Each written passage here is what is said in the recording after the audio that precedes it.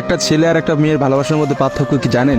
একটা মেয়ে একটা ছেলেকে পাগলের মতো ততক্ষণ পর্যন্ত ভালোবাসে যতক্ষণ পর্যন্ত না সেই মেয়েটা ওই ছেলেটার থেকে ভালো কাউকে পায়। আর একটা ছেলে যখন একটা মেয়েকে ভালোবাসে, তাকে যদি পৃথিবীর সব থেকে সুন্দর মেয়েটাকেও এনে দেওয়া হয়, তবু ওই ছেলেটা তার সেই ভালোবাসার মানুষটাকেই চয়েস করবে। এটাই হচ্ছে একটা ছেলে আর একটা মেয়ের ভালোবাসার মধ্যে পার্থক্য।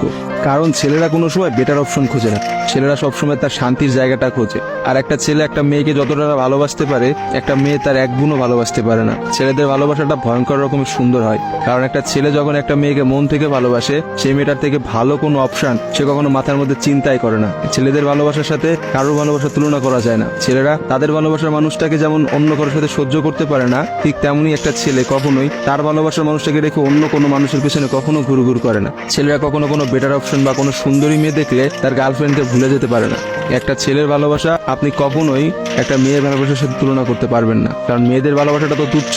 তারা একটু ভালো অপশন পাইলে, তারা একটু ভালো কাউকে পাইলে, বাইরে যেখানে দেখবে যে টাকা পয়সা আছে এমন কোনো জায়গা পেলে মেয়েরা সেখানেই ছুটে। তারা তাদের ভালোবাসার সম্পর্কটাকে ভুলে যেতে কোনো সময়ই নেয় না। একটা মেয়ে যত সহজে একটা ভালোবাসার সম্পর্ক ভুলে যায়, একটা ছেলে কিন্তু অত সহজে তার ভালোবাসার সম্পর্কটাকে ভুলতে পারে না। আপনি একটা জিনিস খেয়াল করে দেখেন তো, রাস্তার মোড়ে মোড়ে কতগুলা পাগল ঘুরে বেড়ায়। যে পাগলগুলোর মধ্যে ছেলেরা বেশি না মেয়েরা বেশি?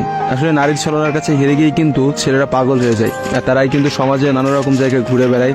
রাস্তাঘাটে দেখা যায়, বাজারে দেখা যায়, হাটে দেখা যায়, তাদের আসলে সব জায়গায় দেখা যায়। আর কয়টা মেয়েরা আপনি দেখছেন পাগল হইতে বলে? ভালোবাসা বিচ্ছেদের পর একটা ছেলে নিজেকে কোনোভাবেই ঘুরিয়ে নিতে পারে না, অথচ একটা মেয়ে কিন্তু খুব সহজেই তার নিজেকে ঘুরিয়ে নিতে পারে। একটা মেয়ে কিন্তু নতুন একটা সংসারে যায়, নতুন মানুষকে পায় এবং সে সবকিছু ভুলে যেতে পারে।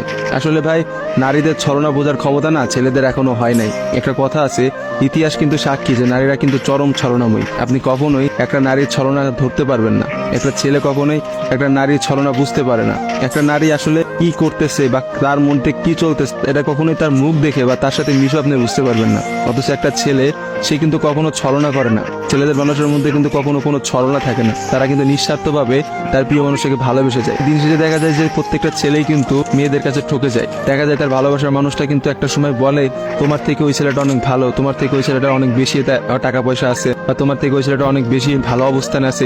এইসব কথা বলে কিন্তু একটা মেয়ে খুব সহজে একটা সম্পর্ক নষ্ট করে দেয়। কিন্তু আপনি কি দেখাইতে পারবেন যে কোনো ছেলে কোনো মেয়েকে বলছে যে তোমার থেকে ওই মেয়েটা অনেক ভালো, বা ওই মেয়েটা তোমার থেকে অনেক ভালো অবস্থানে আছে, আজকে আমি তোমাকে ছেড়ে দিচ্ছি ওর কারণে? কখনোই দেখতে পাবেন না। কারণ একটা ছেলে কখনোই তার প্রিয় মানুষটাকে অন্য কোনো মেয়ের জন্য ছেড়ে যায় না। আর আপনাকে আমি হাজার হাজার এমন অপশন দেখাইতে পারবো যেখানে হাজারটা মেয়ে হাজারটা ছেলেকে এই বেটার অপশনের কথা বলে ছেড়ে চলে গেছে। মেয়েরা ভাই বড়ই স্বার্থপর হয়, ওরা যেখানে একটু স্বার্থ খুঁজে পায় সেখানেই চলে যায়। কিন্তু আমি দিন শেষে একটা কথা বলতে চাই, কোনো মানুষকে ঠকিয়ে কেউ কোনোদিনও সুখী হতে পারে না। কারণ যারা ঠকায় তাদের বিচার কিন্তু আল্লাহ ঠিকই করবে। আজকে না হোক কালকে, কালকে না হোক কিছুদিন পরে বিচার আপনাকে পেতেই হবে। কারণ কাউকে ঠকায় কেউ কখনোই জিততে পারে না। আপনি অবশ্যই একদিন ঠকবেন, এবং আপনি একটা মানুষকে ঠিক যতটা কষ্ট দিচ্ছেন না, তার থেকে বেশি কষ্ট পাবেন। আর ছেলেদের কাছে একটাই কথা বলবো, এসব ভালোবাসা প্রেম প্রীতি বাদ দিয়ে নিজের ক্যারিয়ার দিকে ফোকাস করেন। নিজের ক্যারিয়ার বানান, একটা ভালো কিছু একটা অবস্থানে যান, দেখবেন মেয়েদের অভাব হবে না ভাই। লাইফে অনেক মেয়ে পাবেন। এজন্য নিজের ক্যারিয়ারের দিকে ফোকাস দেন, নিজের লাইফটাকে সেট